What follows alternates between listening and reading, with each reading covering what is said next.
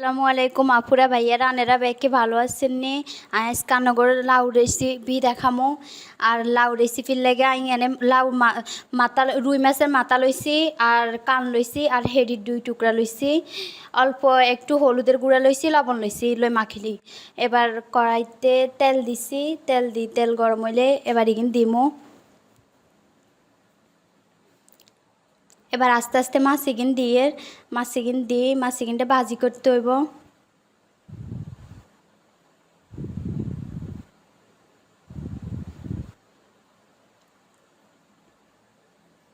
মাছিগিন উল্টে পাল্টে দিয়ে 1 ফিট হয়ে গেছে এবার আরেক ফিট উল্টে দিয়ে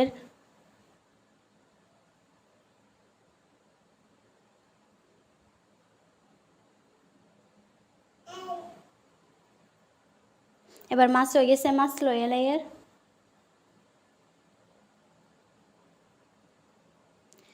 এবার পাতিলেতে 1 গ্লাসের মতো পানি দিছি পানি দি এবার 2 পেঁয়াজ কুচি কারি লইছি পেঁয়াজ গুন দিছি তারপরে 500 গ্রাম কাঁচামরিচ দিছি আর তেল দিয়ে পরিমাণ মতো হলুদের গুঁড়া দিছি 1 চামচ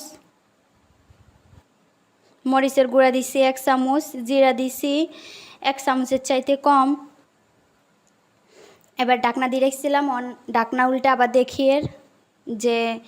এখানে ভালো করে একটু ইয়ে হয়েছিল উপরের দিকে তেল বাসি উঠছে অনগা মাছ দিয়ে দিছি পানি কিন্তু আবার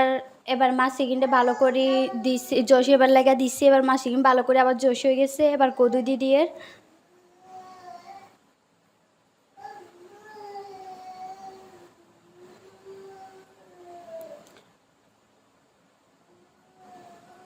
এবার উল্টে পাল্টে দিয়ে যাতে ভালো করে জলের লগে এগিন ভালো করে মিশি যায়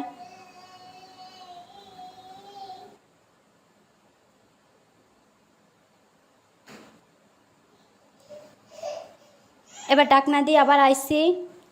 এবার 1 গ্লাসের মতো পানি দিছি পানি দিয়ে এবার আবার এগিন লাড়ি ছেড়ে দিয়ে